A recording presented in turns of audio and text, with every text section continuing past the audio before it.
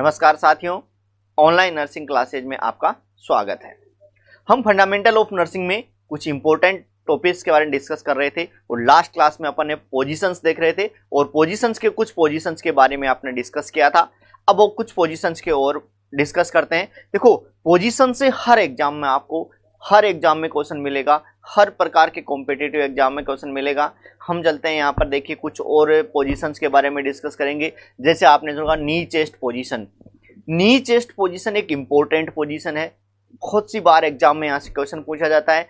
Client होता है, नी post होती कैसी है, सबसे पहले तो इसको आइडेंटिफाई करिए। देखिए नी चेस्ट पोजीशन है क्या, देखिए इसको आइडेंटिफाई करते हैं। ये देखिए, ये जो आप देख रहे हो यहाँ पर, ये जो आप देख रहे हो, इस पोजीशन को अपन क्या बोलेंगे, नी चेस्ट पोजीशन बोली जाएगी। तो ये है आपकी नी चेस्ट पोजीशन, नी चेस्ट पोजीशन,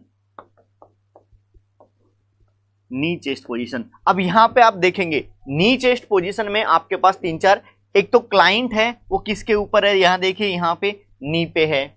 दूसरा क्लाइंट यहां पर किसके ऊपर है, चेस्ट के ऊपर है। तो चेस्ट और जो आपका हेड है, यहाँ पर क्लाइंट का हेड है, वो कहाँ है, एक साइड में टर्न्ड है। इसका मतलब है क्लाइंट प्रोन होता है किसके ऊपर, नी के ऊपर और चेस्ट के ऊपर, जबकि हेड होता है वो एक साइड में टर्न्ड होता है। ये वाली जो पोजीशन कहलाती है, ये क्या कहलाती है, नी चेस्ट पोजीशन।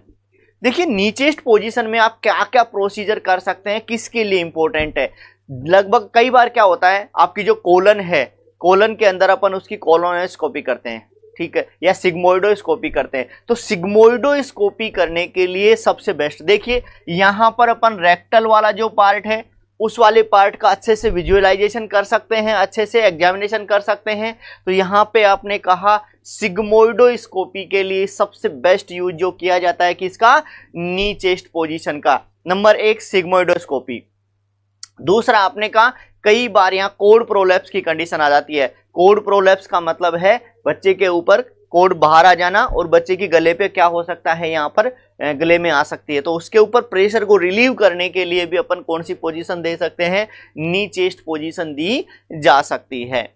कई बार आपने देखा होगा यूट्रस है, यूट्रस अपनी वापस, जैसे डिलीवरी है, डिलीवरी के बाद में वो वापस से अपनी प्रॉपर जगह में चली जाए, पुरानी जगह में चली जाए, उसके लिए भी अपन एक्सरसाइज के रूप में कौन सी देते हैं, नी चेस्ट पोजीशन का यूज किया जाता है। फिर आपने कहा कई बार अपन टेट्रोलॉजी ऑफ फैलेट, आपने सुना होगा tetralogy of Fallot. Tetralogy of Fallot का जब मैनेजमेंट करते हैं, उसमें सबसे फर्स्ट मैनेजमेंट आता है उसको क्या, पोजीशन। और पोजीशन अपन कौन सी दे सकते हैं, नी चेस्ट। अगर नी चेस्ट नहीं आता है उसको ऑक्सीजन करने के लिए, तो कौन सी देंगे, स्क्वेटिंग पोजीशन का यूज किया जाता है। तो आप नी चेस्ट पोजीशन में किन किन कंडीशंस में देखते हैं, या किन किन कौन कौन से प्रोसीजर्स अपन कर सकते हैं, देखिए वन बाय वन डिस्कस करते हैं। सबसे पहले तो आप देखिए नी चेस्ट पोजीशन है क्या। तो आपने कहा client client client laying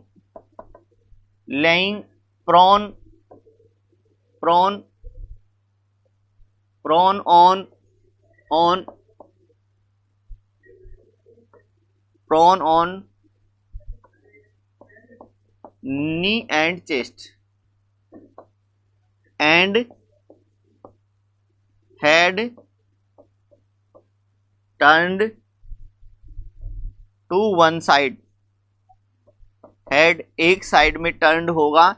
client laying prone on knee and chest, knee and chest पे है, इसीलिए अपन इसको क्या बोलेंगे, नी चेस्ट पोजीशन बोली जाती है। क्या बोली जाती है, नी चेस्ट पोजीशन बोली जाती है। दूसरी बात है, इसको एक नाम से और बोला जाता है, क्या, जेनुपेक्टोरल। एक बार एग्जाम में कई बार पूछा गया है यहाँ पे कि नी चेस्ट का दूसरा नाम क्या है, क्या होगा, जेनुपेक्टोरल। तो इसको एक और यहां पर आप लिख सकते हैं, also known as जेनुपेक्टोरल। तो इस पोजीशन को जेनुपेक्टोरल भी बोला जाता है। ये एग्जाम में आपका क्वेश्चन पूछा हुआ है, उसके बाद में अपन आगे चलते हैं। इसका यूज क्या क्या है, कहाँ कहाँ आप यूज कर सकते हैं, कौन कौन से प्रोसीजर्स में इसका यूज किया जा सकता है। तो सबसे पहले मैंने बताया था सिग्मोइडोस्कोपी, तो सबसे फर्स्ट आप लिख सकते हैं फॉर सिग्मोइडोस्कोपी। सिग्मोइडोस्कोपी, ये क्वेश्चन भी कई बार एग्जाम में पूछा हुआ है कि सिग्मोइडोस्कोपी के लिए कौन सी पोजीशन का यूज किया जाता है, सिग्मोइडोस्कोपी। फिर आप कह सकते हैं exercise for postpartum client. Exercise for postpartum client. Postpartum client के लिए एक्सरसाइज में भी अपन कौन सी यूज कर सकते हैं, कौन सी, जेनोपेक्टोरियल नी चेस्ट। उसके बाद में आपने कहा टेट्रोलॉजी ऑफ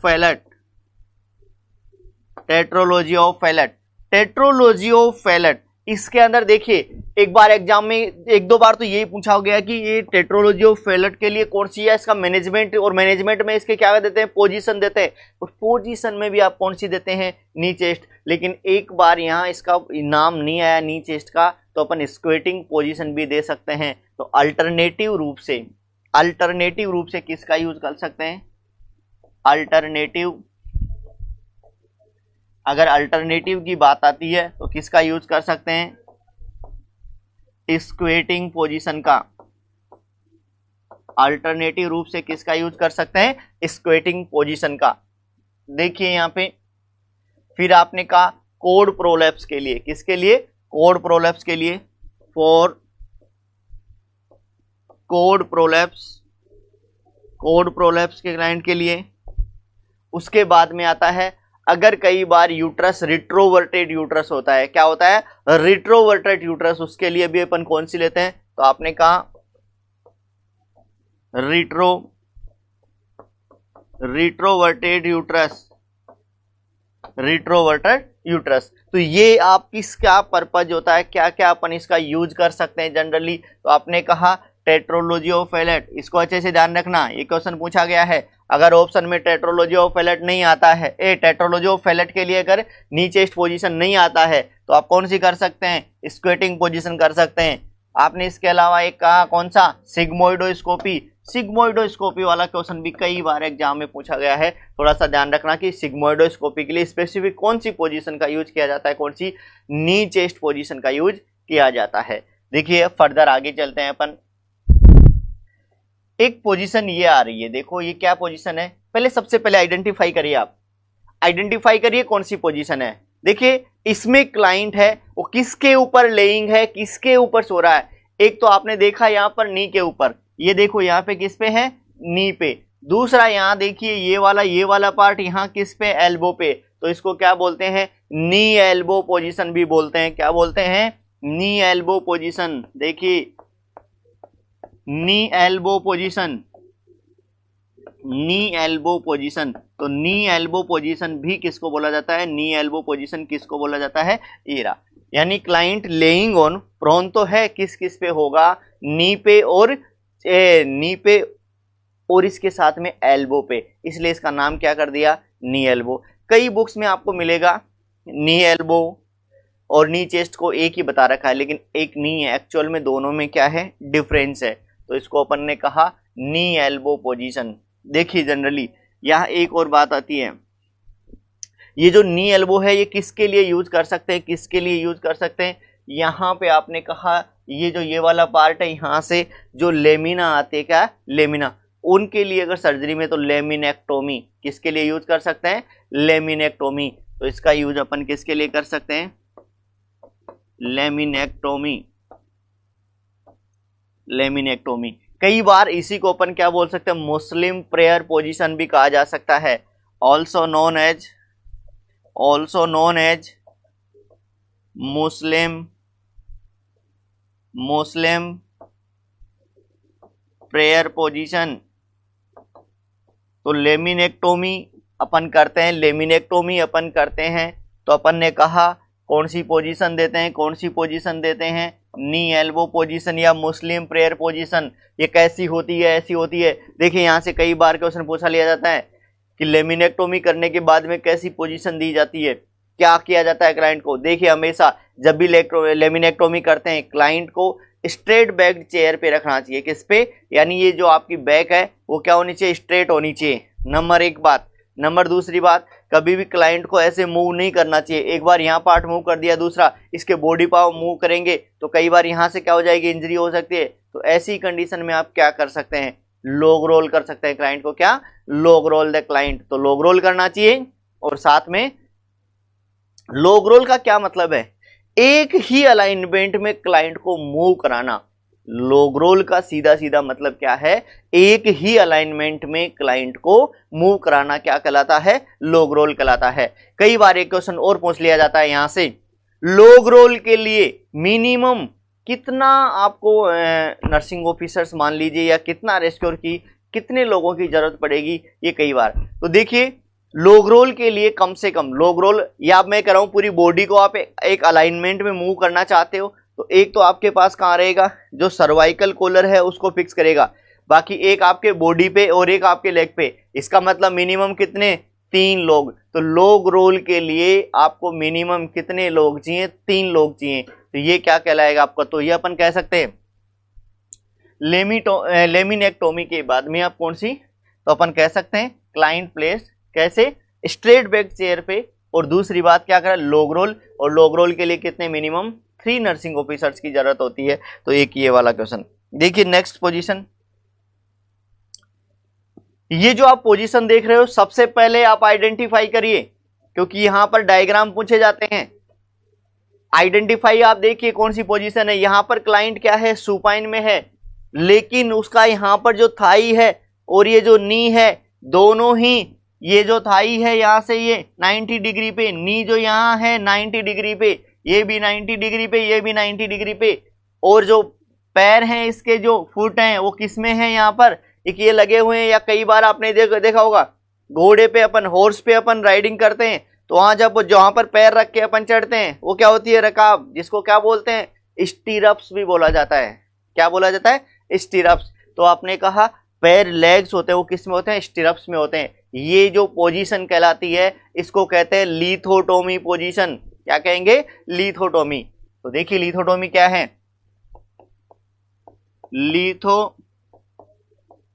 लिथोटोमी पोजीशन, इसको बोलेंगे लिथोटोमी पोजीशन। क्लियर है? तो ये लिथोटोमी पोजीशन कहलाती है। एक बात। दूसरी बात देखिए अपन इसका डेफिनेशन क्या बना सकते हैं? तो अपन कहेंगे client laying supine, client laying supine with knee and thigh and knee flexed at 90 degree. Knee और थाई कितने पे? 90 डिग्री पे फ्लेक्स्ड होते हैं। और वो पोजीशन क्या कहलाएगी? आपका क्या कहलाएगी? Lithotomy position. देखिए यहां पे आपने कहा इसके बाद with foot in stirrups,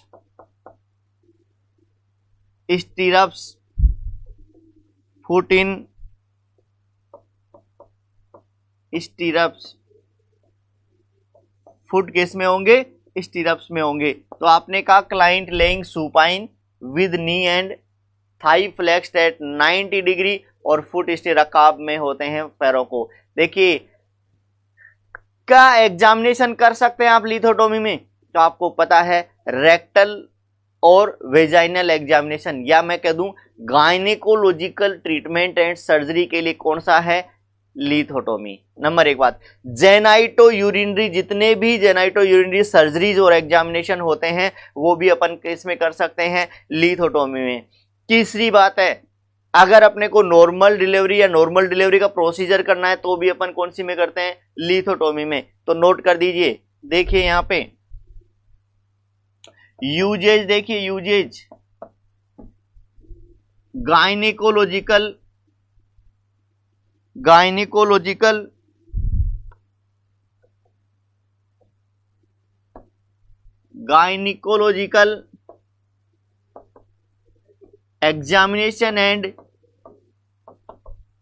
examination and surgery, gynaecological examination and surgery, number एक बात। नंबर दूसरी बात यहां आपने कहा genito urinary surgery. Genito urinary surgery के लिए भी अपन कौन सी यूज करते हैं? लिथोटोमी।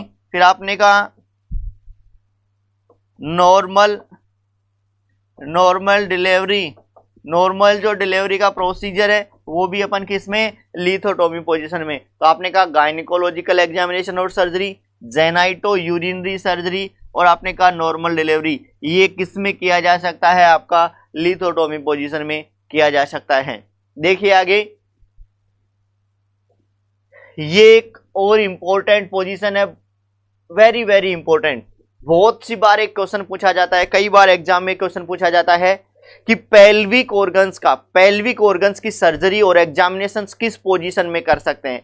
कई बार क्वेश्चन पूछा जाता है कि अगर हाइपोटेंशन की कंडीशन हो जाए, बीपी क्या हो जाए? डिक्रीज हो जाए, ऐसी कंडीशन में अपन कौन सी पोजीशन दे सकते हैं? कई बार आपको पता है ऐसा बोलता है पोस्टूरल ड्रेनेज के लिए कौन सी पोजीशन दे सकते हैं? तो बताइए इस पोजीशन का नाम, जैसा कि यहां लिखा हुआ है ट्रेंडेलेनबर्ग पोजीशन। क्या नाम है? Trendelenburg position. देखिए यहां पर ये मान लीजिए पूरा बॉडी इस अलाइनमेंट में है, किसमें? इस अलाइनमेंट में है। ये आपका सुपाइन अलाइनमेंट हो गया। यहां से लेग वाला पार्ट है उसको आप कर दिया, हेड वाले पार्ट को क्या कर दिया? डाउन। यानी आप कह सकते हैं हेड वाला जो लेग वाला पार्ट है वो हेड वाले पार्ट की तुलना में 30 से 40 डिग्री अप है, या मैं कह दूं लेग की तुलना में हेड वाला पार्ट है वो 30 टू 40 डिग्री डाउन है, और या मैक्सिमम अप टू 45 डिग्री। तो ये जो एंगल है यहाँ पे ये आप कह सकते हैं 30 टू 40 डिग्री, और मैक्सिमम अप टू कितना? 45 डिग्री। तो ये आपका क्या कहलाता है? Trendelenburg position. क्या कहलाता है? Trendelenburg position. देखिए यहाँ पे पोजीशन का नाम आपने बताया Trendelenburg position, Trendelenburg position.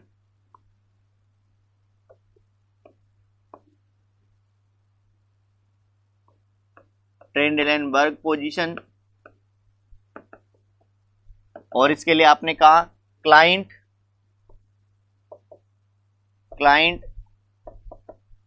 Laying supine, client leg supine with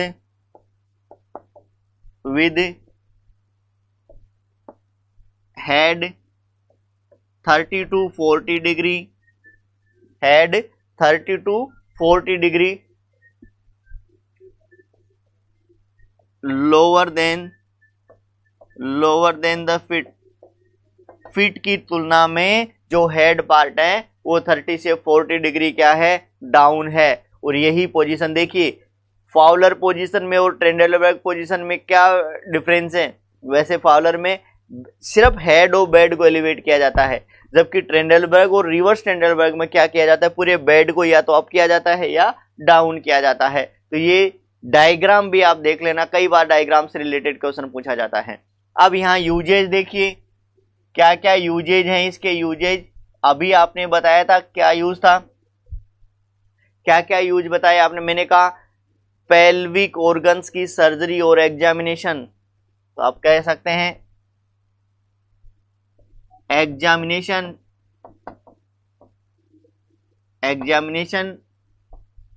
and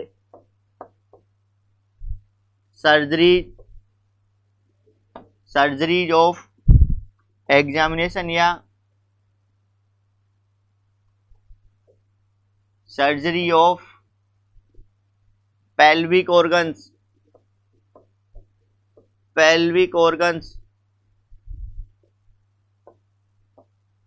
very very important question, कई बार एग्जाम में पूछा गया है। तो examination and surgery of pelvic organs, क्यों करेंगे पेल्विक ऑर्गन की सर्जरी और एग्जामिनेशन? इसमें क्योंकि आप देखिए पेल्विक ऑर्गन अम्बिलिकस से क्या नीचे इधर पेल्विक ऑर्गन कहलाते हैं।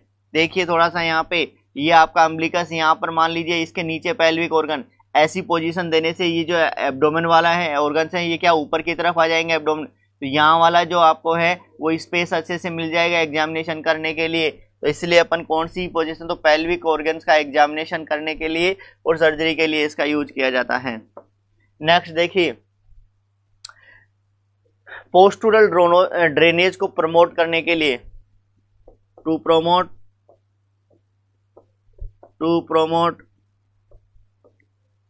पोस्टुरल ड्रेनेज, पोस्टुरल ड्रेनेज को प्रमोट करने के लिए नंबर 2 बात। नंबर तीसरी बात देखिए, कोड प्रोलैप्स के लिए फर्स्ट आपने कौन सा, नी चेस्ट, अगर नी चेस्ट नहीं है ऑप्शन में तो आप ट्रेंडलबर्ग भी कर सकते हैं, तो फॉर कोड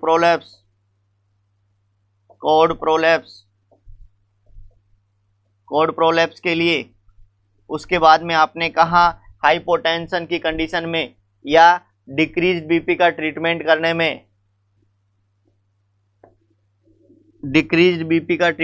में, ट्रीटमेंट टू डिक्रीज्ड बीपी का ट्रीटमेंट करने के लिए भी अपन कौन सी पोजीशन का यूज करते हैं, ट्रेंडलबर्ग पोजीशन का। वीनस रिटर्न को बढ़ाना हो तो भी कौन सी पोजीशन का यूज करेंगे, ट्रेंडलबर्ग पोजीशन का। तो अपन कह सकते हैं टू इंक्रीज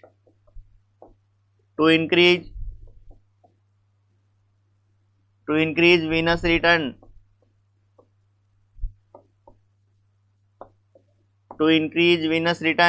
वीनस रिटर्न को इंक्रीज करने के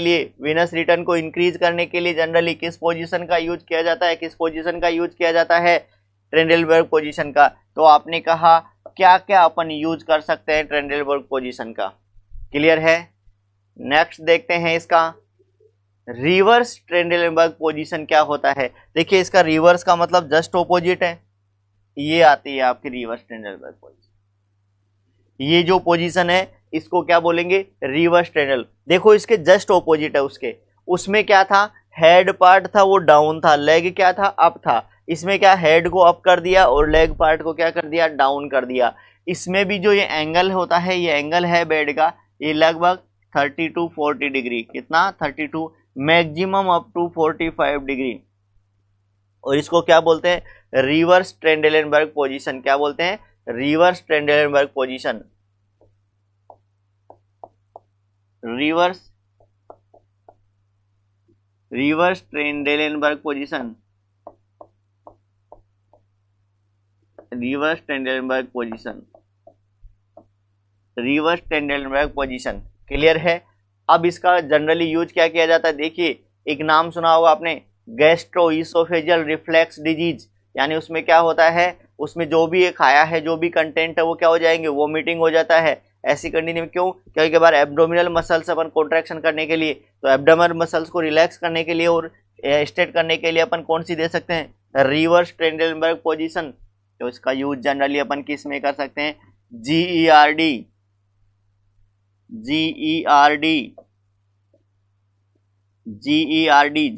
को मतलब क्या होता है, गैस्ट्रो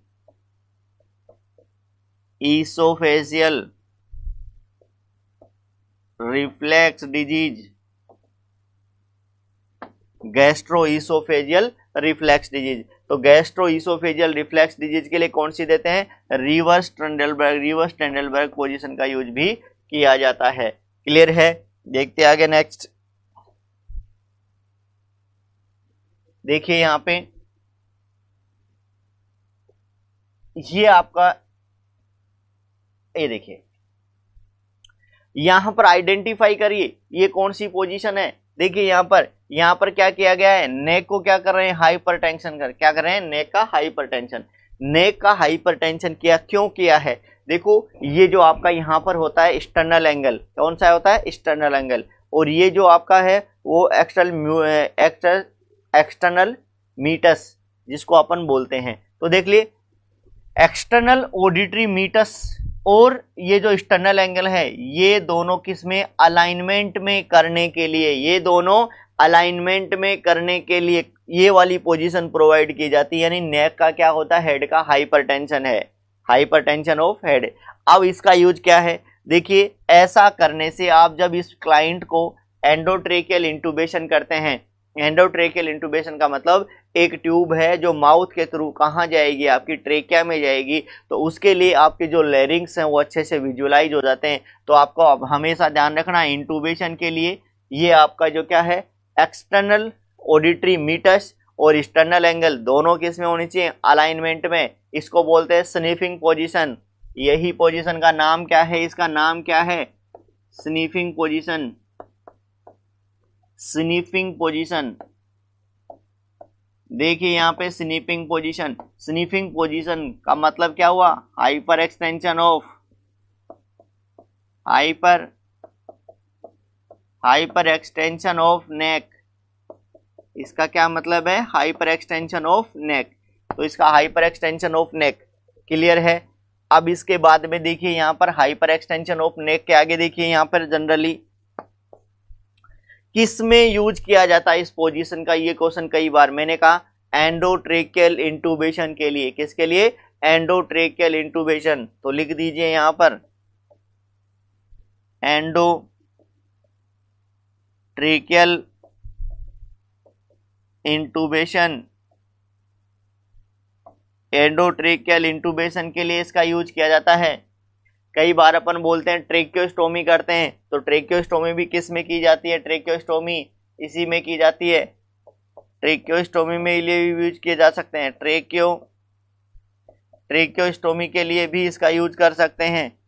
क्लियर है। तो ये आपका था स्नीफिंग पोजीशन। कौन सा होगा, स्नीफिंग पोजीशन। नेक्स्ट आगे चलते हैं।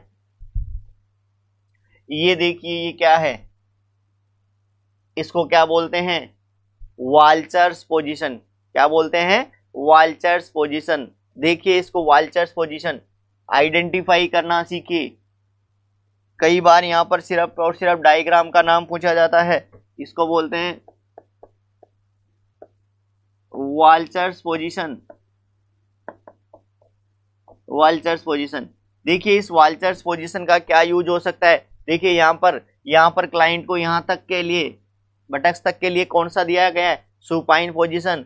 उसके बाद में इसको क्या कर दिया गया है, लेग्स को क्या कर दिया गया है, नीचे डेंगलिंग कर दिया गया है, फॉल डाउन कर दिया गया है।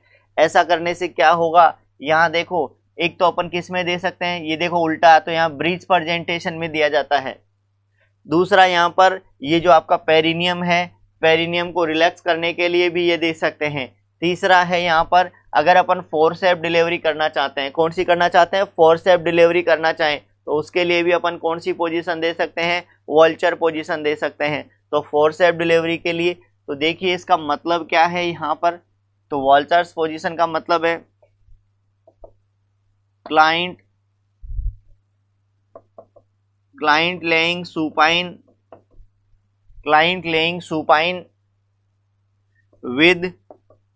with leg fall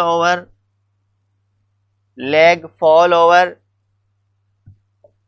from the edge of mattress।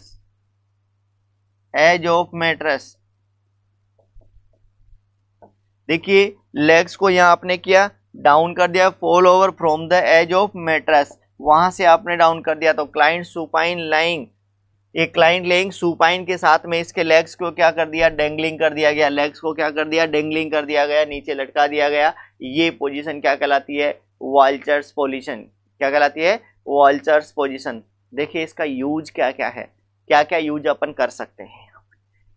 आपने बोला सबसे पहला इसका जो यूज है, use for bridge presentation, for breach presentation।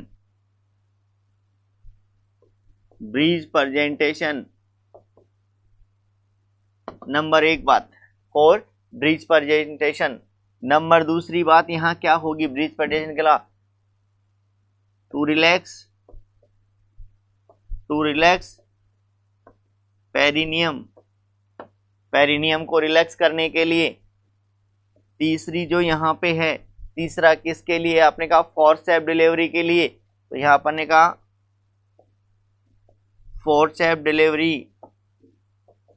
Forceps जो डिलीवरी करते हैं वो भी अपन किस में करते हैं, इसी में कर सकते हैं। तो ब्रिज प्रेजेंटेशन के लिए, पेरिनियम को रिलैक्स करने के लिए, फोर्सेप्स डिलीवरी के लिए, इन सब के लिए किस पोजीशन का यूज किया जाता है? यहाँ पर किसका लिए? वाल्चर्स पोजीशन का यूज किया जाता है।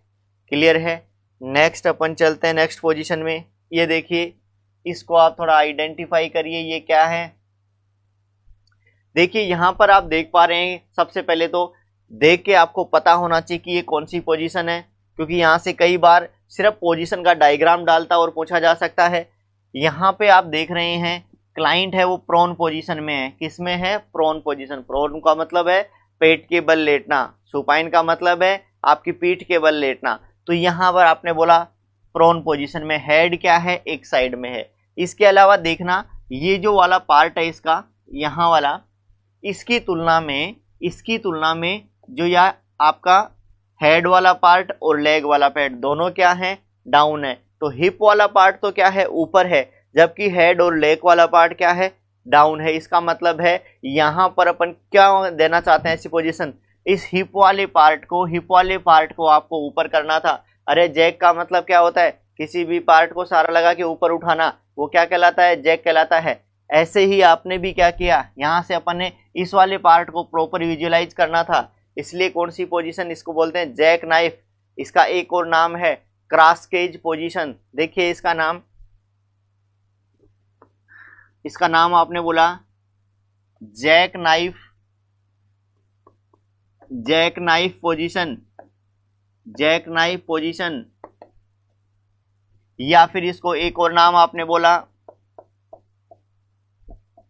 Cross cage position, jack knife position या क्रॉस केज पोजीशन, ये इसका आपने नाम बोला। देखना यहाँ पर जैक नाइफ या क्रॉस केज पोजीशन का क्या है, क्या यूज करते हैं? ये वाला जो पार्ट है यहाँ पर, ये जो कोकिक्स वाला पार्ट है, कोकिक्स वाले पार्ट की सर्जरी करने के लिए यूज किया जाता है। या फिर इससे देखिए यहाँ से आप रेक्टम का एग्जामिनेशन भी कर सकते हैं, तो रेक्टल एग्जामिनेशन के लिए भी इसका यूज करते हैं। तो आपने कहा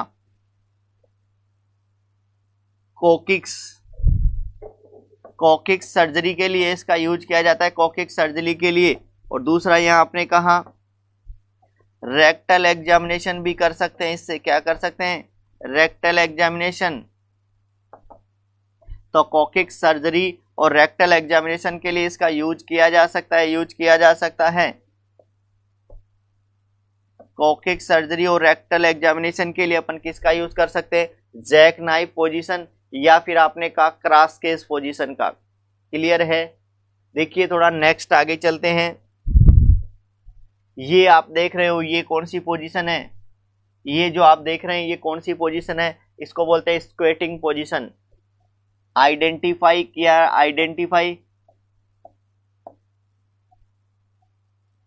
स्क्वेटिंग पोजीशन।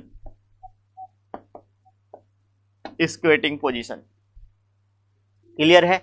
स्क्वेटिंग पोजीशन का मतलब है आपको पैरों के बल और नी के बल, यहाँ पर पैरों के बल बैठना। देखना यहाँ पर स्क्वेटिंग पोजीशन का यूज जनरली कहाँ किया जाता है? मैंने कहा टेट्रोलॉजी ऑफ फैलेट। इसके लिए टेट्रोलॉजी ऑफ फैलेट के लिए सबसे फर्स्ट प्रायोरिटी पे जो आपकी पोजीशन होती है वो कौन सी होगी? नी चेस्ट। कौन सी होती है? नी चेस्ट। अगर ऑप्शन में नी चेस्ट नहीं है तो अपन किसका यूज कर सकते हैं? स्क्वेटिंग पोजीशन का। ये क्वेश्चन भी एक बार पूछा गया था, तो देखिए यहाँ पर क्वेश्चन पूछा गया था। और इसका यूज किसके लिए किया जाता है? आपने कहा टेट्रोलॉजी ऑफ फैलेट के लिए इसका यूज कर सकते हैं। ये क्वेश्चन भी कई बार पूछा जा सकता है। उसके बाद में देखिए, पहचानिए इसको, क्या है ये जो आप डायग्राम में देखा हुआ है, इसको पहचानिए कौन सी पोजीशन है, क्या है, क्या किया हुआ है यहाँ पर। पहले भी आपने देखा था एक्सटर्नल ऑडिटरी मीटर्स और external angle.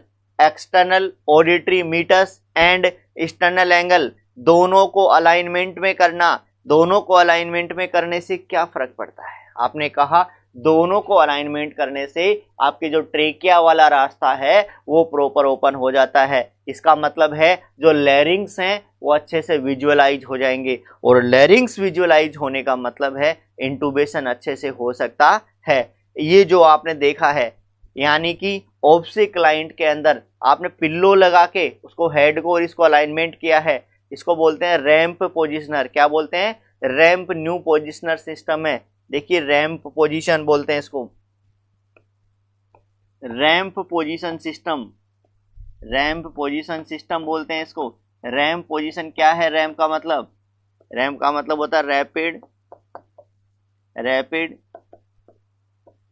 Airway management positioner. Rapid airway, ramp का मतलब क्या है? Rapid airway management positioner. ये एक न्यू पोजीशन सिस्टम है, न्यू पोजीशन सिस्टम है,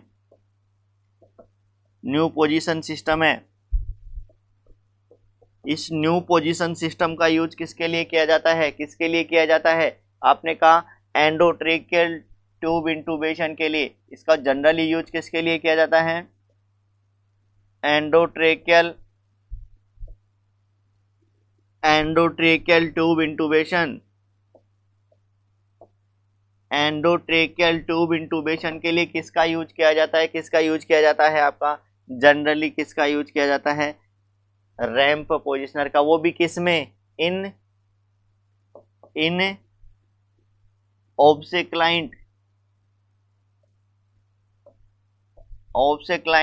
यानी जिनमें थोड़ा सा आपका टिपिकल होता है, जिसके अंदर क्या इंटूबेशन डिफिकल्ट होता है, उसके अंदर आपको RSI के लिए भी इसका यूज कर सकते हैं। RSI का मतलब होता है रैपिड सीक्वेंस इंटूबेशन। क्या होता है? Rapid sequence intubation. तो ये आपने कहा एंडोट्रेकियल इंटूबेशन इन ऑब्सेक्लाइंट, ये आपका क्या है? पूरा का पूरा क्या है? Ramp positioning. क्या है? Ramp positioning. देखिए नेक्स्ट, तो ये कुछ पोजीशनिंग के बारे में आपने देखा, कुछ पोजीशंस के बारे में आपने देखा कि कौन कौन सी पोजीशंस होती हैं, उनका क्या क्या यूज अपन कर सकते हैं। अब आता है कुछ इंपॉर्टेंट पॉइंट्स के बारे में बात करते हैं, कुछ इंपॉर्टेंट पोजीशंस के बारे में बात करते हैं। देखिए इंपॉर्टेंट पॉइंट्स,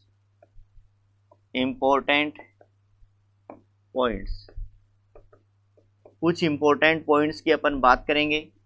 जैसे सबसे पहले मैं एक बात करता हूं यहाँ पे, total hip replacement. Total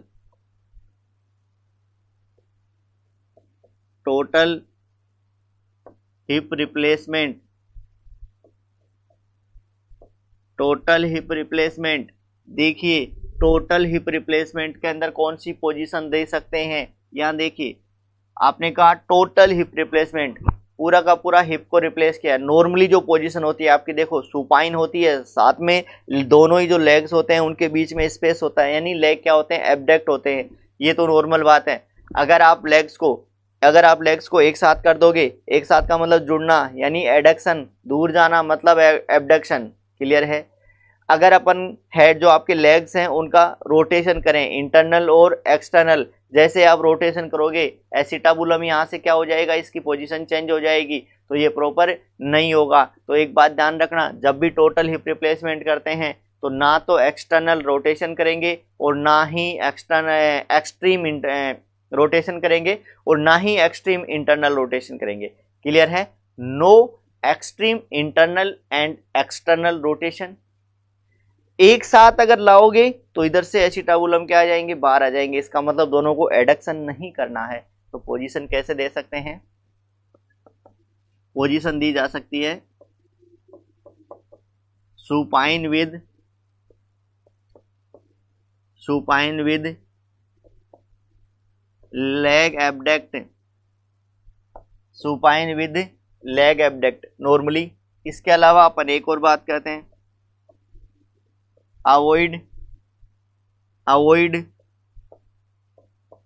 extreme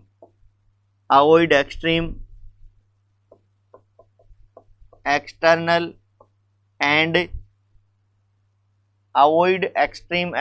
and internal rotation.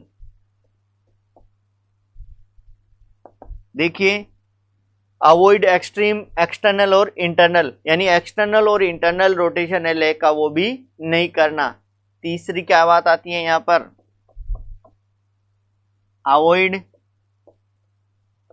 Third आती है अवॉइड। किसको अवॉइड करेंगे, किसको अवॉइड करेंगे, अभी आपने कहा था, तो मैंने कहा दोनों लेग्स को एक साथ नहीं लाएंगे, यानी एडक्शन को अवॉइड करेंगे। तो avoid adduction, avoid adduction, adduction को क्या करेंगे, अवॉइड करेंगे। तो ये चीजें आप किसके लिए अपन किसके लिए यूज कर सकते हैं, टोटल हिप रिप्लेसमेंट के लिए। किसके लिए, टोटल हिप रिप्लेसमेंट के लिए ये क्वेश्चन पूछा जा सकता है। सेकंड देखिए, यहाँ पे कई बार यहाँ पर आपको पूछा जाता है कि सर्वाइकल कोड इंजरी हो जाए, क्या हो जाए, सर्वाइकल कोड इंजरी हो जाए, या अपने स्पाइनल कोड इंजरी हो जाए। ऐसी कंडीशन से अपन देखिए क्या करते हैं, spinal cord injury, spinal cord injury, spinal cord injury अगर हो जाए तो अपन क्या करना चाहिए। देखो सबसे पहले जब भी किसी क्लाइंट को आपको लगता हो, जैसे कोई भी ट्रॉमा का पेशेंट हो, कोई भी ट्रॉमा का पेशेंट हो, उसके हमेशा सस्पेक्ट होता है कि उसको क्या हो सकता है, स्पाइनल कोड इंजरी हो सकता है। ऐसी कंडीशन में कभी भी उसको अपन, अगर आपने कहा कि मान लीजिए कैसी भी छोटी है, मतलब इनकम्प्लीट है या कंप्लीट है, अपन सस्पेक्ट मानते हैं, तो हमेशा ध्यान रखना, एक तो आपकी जो नेक है यानी सर्वाइकल जो आपकी ये कॉलर है, यहाँ इसको यूज नहीं करेंगे। क्लियर है, ये हमेशा किस में होने चाहिए, अलाइनमेंट में, यानी न्यूट्रल पोजीशन में। अगर इसको आपने मूव किया तो ये जो इनकम्प्लीट इंजरी हो सकती है वो किस में चेंज हो जाएगी, कंप्लीट में। दूसरी बात, जब उसको मूव करते हैं तो पूरी की पूरी बॉडी एक ही अलाइनमेंट में होनी चाहिए, अलग अलग बॉडी पार्ट्स को मूव नहीं करेंगे। अगर अलग अलग बॉडी पार्ट्स को आपने मूव किया तो भी क्या हो जाएगा, वो जो इनकम्प्लीट इंजरी है वो किस में चेंज हो सकती है, कंप्लीट इंजरी में। एक और, इसको जब भी लेटाते हैं ऐसे क्लाइंट को, किस पे लेटाया जाता है, स्पाइनल बैकबोर्ड पे, जो कि नीचे से क्या होता है, स्ट्रेट होता है। तो तीन चीजें हमेशा ध्यान रखना। अब आपने कहा अलाइनमेंट में अगर आप इसको क्या करेंगे, शिफ्ट करेंगे। अलाइनमेंट में शिफ्ट करने के लिए जिस प्रोसीजर का यूज किया जाता है उसको क्या बोलते हैं, लॉग रोल। एक अलाइनमेंट में पूरे के पूरे क्लाइंट को स्पाइनल बैकबोर्ड पे शिफ्ट करने के लिए कौन सा प्रोसीजर करेंगे, log roll the client. Log roll में मिनिमम कितने पर्सन्स की आवश्यकता होती है, तो मिनिमम 3 पर्सन्स की आवश्यकता होती है। लगभग 3 या 4 पर्सन हो सकते हैं, लेकिन मिनिमम रिक्वायर्ड कितने होंगे, 3 पर्सन्स होंगे। तो देखिए यहाँ पर स्पाइनल कोड इंजरी के लिए आपने कहा, तो सबसे पहले अपन बोलेंगे shift the client on shift the client on spinal backboard, shift the client on spinal backboard। सबसे पहले आपने कहा क्लाइंट को किस पे शिफ्ट करेंगे, स्पाइनल बैकबोर्ड पे शिफ्ट किया जाएगा। नंबर एक बात, जब भी आप इसको स्पाइनल बैकबोर्ड पे शिफ्ट करेंगे क्या करेंगे, लॉग रोल। तो यहां करेंगे आप log roll the client, log roll the client. Number बात, लॉग रोल के लिए कितने लोग चाहिए, कितने लोग मिनिमम चाहिए, लॉग रोल के लिए कितने नर्सिंग ऑफिसर चाहिए आपको, minimum 3 to 4 peoples required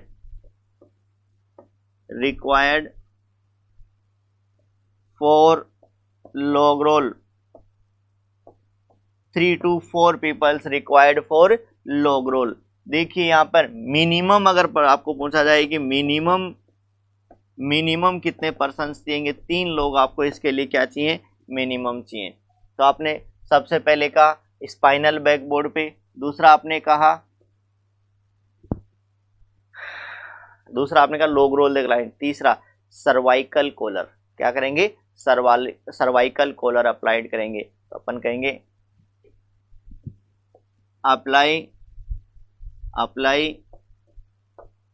cervical collar, apply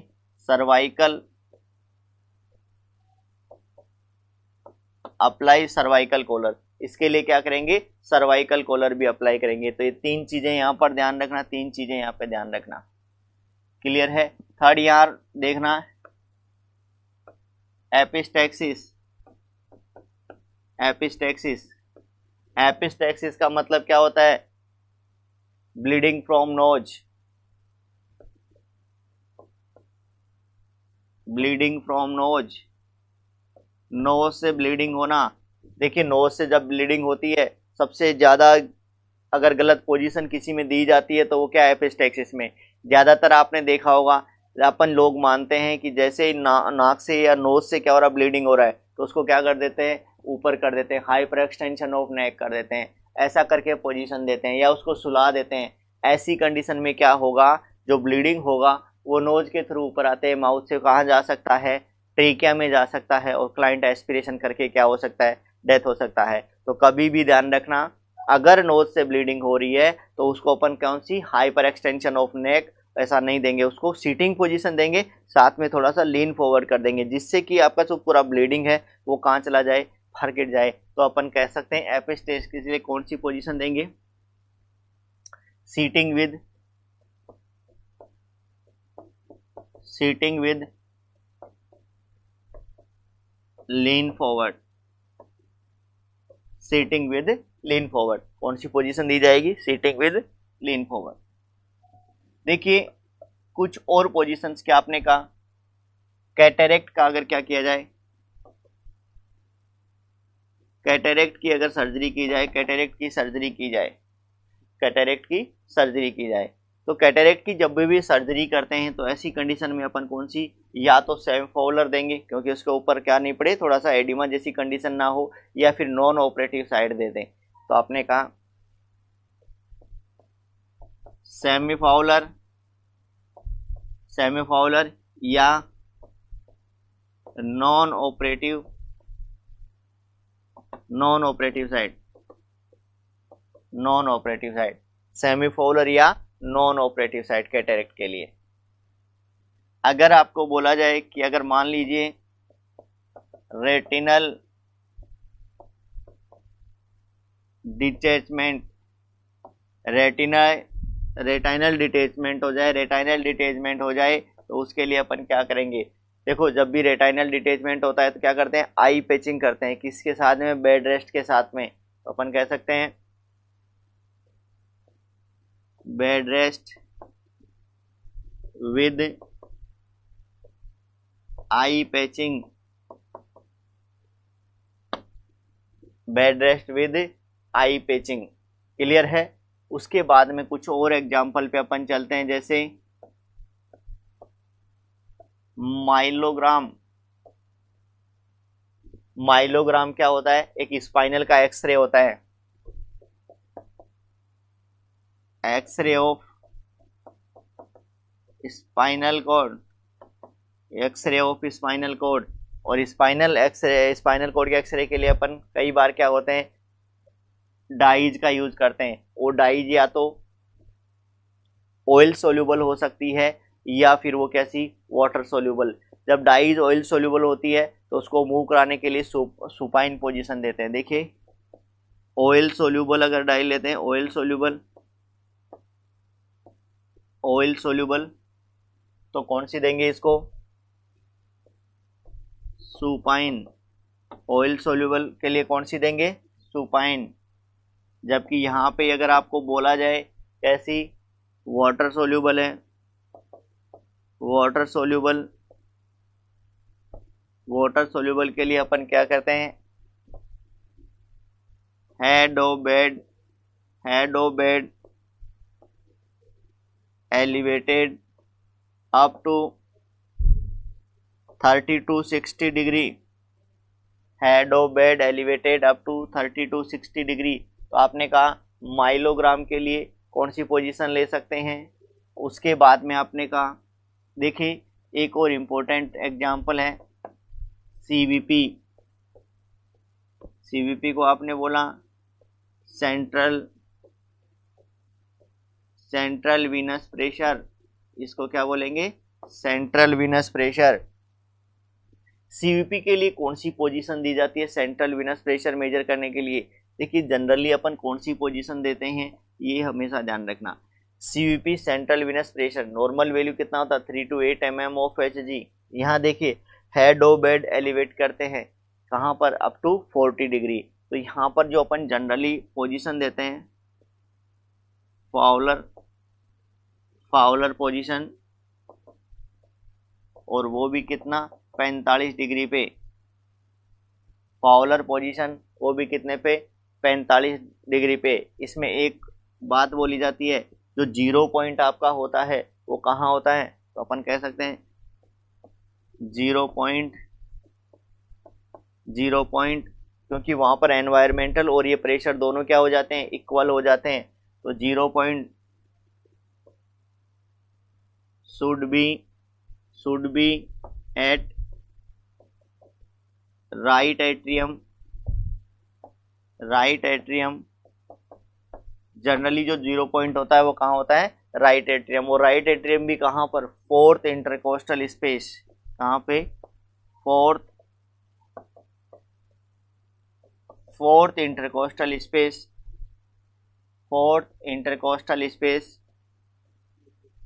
eight mid axillary line.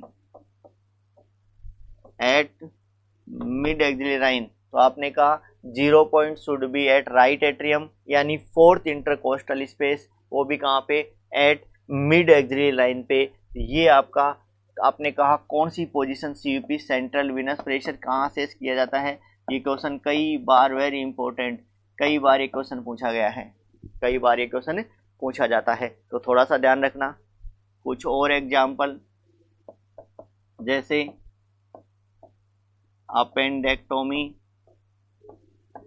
Appendectomy करते हैं, या अपेंडिसाइटिस होता है,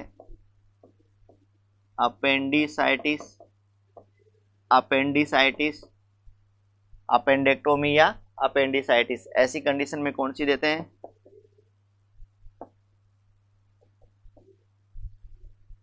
राइट लेटरल। ऐसे में कौन सी करेंगे, राइट लेटरल। हीमोरॉइडेक्टोमी,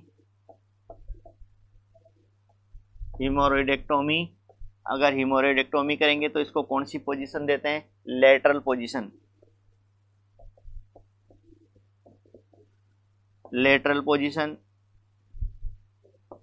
टू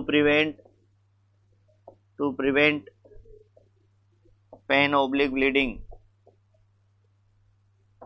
ब्लीडिंग और पेन को रोकने के लिए अपन कौन सी दे सकते हैं, लेटरल पोजीशन दे सकते हैं। देखिए यहाँ पे लंग्स की बात करते हैं, अगर लोबेक्टोमी, कौन सी, लोबेक्टोमी किया जाए, अगर लंग्स की बात करें, लंग्स के बात में करें, और वहां पे आपने कहा लोबेक्टोमी का मतलब होता है removal of lobes of lungs, यानी removal of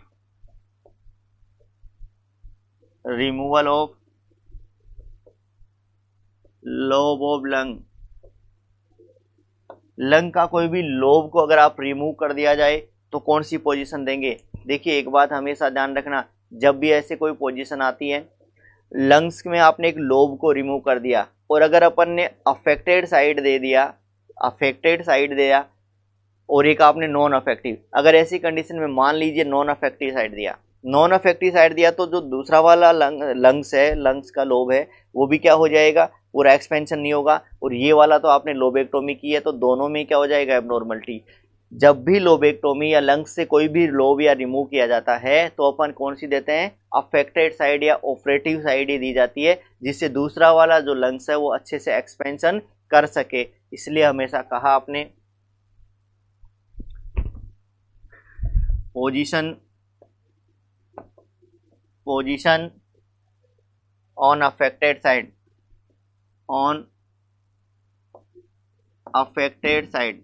position on affected side, position कहाँ दी जाएगी, अफेक्टेड साइड दी जाएगी। तो आपने कहा लोबेक्टोमी के लिए कौन सी पोजीशन देते हैं, अफेक्टेड साइड पोजीशन देते हैं। ये क्वेश्चन भी कई बार पूछ लिया जाता है। कई बार अपन क्या करते हैं, किसी पार्ट को एलिवेट करते हैं, अब एलिवेट के लिए कौन कौन से पार्ट को, जैसे आपने कहा कोई ग्राफ्टिंग कराई है स्किन की तो एलिवेट कर देते हैं। कई बार आपने कहा बर्न हुआ है स्किन का, तो उस वाले पार्ट में भी अपन क्या करते हैं, एलिवेट करते हैं। तो अपन कह सकते हैं एलिवेट, किसी भी पार्ट को एलिवेट।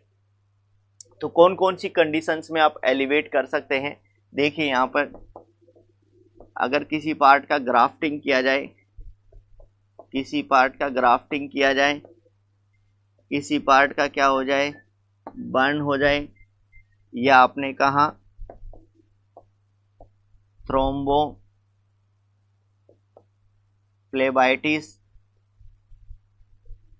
थ्रोम्बोफ्लेबाइटिस, थ्रोम्बोफ्लेबाइटिस की कंडीशन में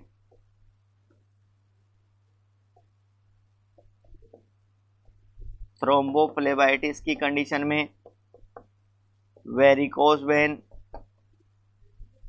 वेरिकोज वेन, वेरिकोज वेन के लिए अपन क्या करते हैं, वेरिकोज वेन के लिए हार्ट लेवल से अबोव करते हैं, तो अपन कह सकते हैं leg elevate, leg elevate above heart level, leg. तो आपने कहा वेरिकोस वेन के लिए अपन क्या करते हैं, लेग को, लेग एलिवेट करते हैं कहां से, अबोव हार्ट लेवल पे। कहां से करते हैं, अबोव हार्ट लेवल पे। देखिए एक और इंपॉर्टेंट पोजीशन है, जैसे आपने कहा ट्राइपोड पोजीशन, कौन सी होती है, ट्राइपोड पोजीशन। ये जो बैठने की पोजीशन आती है उकड़ू, उसको ट्राइपोड, या अपन उसको कहते हैं ट्राइपोड पोजीशन। जनरली किस में दी जाती है, जैसे आपने कहा हार्ट फेलियर हो जाए, क्या हो जाए, हार्ट फेलियर हो जाए, या अपन जनरली कई बार क्या बोलते हैं, हार्ट फेलियर के साथ साथ में पल्मोनरी एडिमा हो जाए, तो अपन कह सकते हैं हार्ट फेलियर, हार्ट फेलियर या pulmonary, pulmonary oedema. Pulmonary oedema या उसमें अपन कौन सी पोजीशन दे सकते हैं, ट्राइपोड पोजीशन का यूज किया जा सकता है, ट्राइपोड पोजीशन का यूज किया जा सकता है।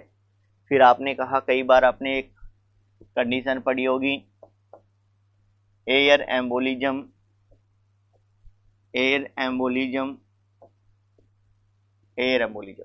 एयर एम्बोलिज्म के लिए अपन ने कहा एयर एम्बोलिज्म जनरली जब भी आपके कोई वेन के थ्रू कोई भी एयर का बोलस, कोई भी एयर का बोलस है वेन के थ्रू कहाँ चला जाए, हार्ट में और फिर लंग्स में चला जाए और वहाँ पर डिस्लोजमेंट हो जाए, तो वो क्या कहता है, एयर एम्बोलिज्म कहलाता है। देखिए इस एयर एम्बोलिज्म, एयर का जो बोलस होता है वो हमेशा आपके वाटर से क्या होता है या ब्लड से क्या होता है, हल्का होता है। तो इसको अपन क्या करेंगे, अगर ये लंग्स तक चला गया और वहाँ इसने पल्मोनरी वेन या यहाँ पर उसका क्या कर दिया, ब्लॉकेज कर दिया, तो ऐसी कंडीशन में क्या हो सकता है, कॉम्प्लिकेशन। तो इसमें अपन ट्राई करते हैं कि पोजीशन के द्वारा इसको वापस से राइट एट्रियम में ट्रैप कर दिया जाए, जिससे कि ये वापस वहाँ पर कोई भी ऑब्स्ट्रक्शन ना करे। तो अब अगर इसको अपन को राइट एट्रियम में ट्रैप करना है तो पोजीशन कौन सी देगी, लेफ्ट लेटरल देनी पड़ेगी। और अगर इसको ऊपर की साइड रखना है तो कौन सी, ट्रेंडेलेनबर्ग। तो अपन पोजीशन कौन सी देंगे, Trendelenburg, Trendelenburg with left lateral, Trendelenburg with left lateral to trap air bolus in, to trap air bolus in right atrium, to trap the air bolus in right atrium. तो आपने कहा यहाँ पे एयर बोलस के लिए अपने कौन सी पोजीशन दे सकते हैं, क्या दे सकते हैं, तो ये कि इंपॉर्टेंट है, यहाँ पर इंपॉर्टेंट है। तो आपने जनरली अपन ने कहा कि कौन कौन सी पोजीशंस क्या क्या दे सकते हैं, कौन सा प्रोसीजर के आधार पे, एक दो प्रोसीजर और, जैसे लंबर पंक्चर, जैसे आपने कहा लंबर पंक्चर करते हैं, लंबर पंक्चर। देखिए लंबर पंक्चर में जनरली कौन सी पोजीशन दी जाती है, लंबर पंक्चर में ड्यूरिंग प्रोसीजर कौन सी, C shape, during procedure, during procedure कौन सी दी जाएगी, सी सेफ। इसको फिटल सेफ भी बोलते हैं, सी सेफ या फिटल सेफ। जबकि आफ्टर प्रोसीजर कौन सी देते हैं, सुपाइन। ऐसा ही आपने कहा renal biopsy during procedure prone और आफ्टर सुपाइन। तो आपने कहा कौन कौन सी पोजीशन किस किस एंगल से अपन दे सकते हैं। तो ये आपने आज की क्लास में आपने नी चेस्ट पोजीशन से स्टार्ट किया और कई पोजीशंस के बारे में आपने डिस्कस किया। तो very very important topic. Okay, thank you.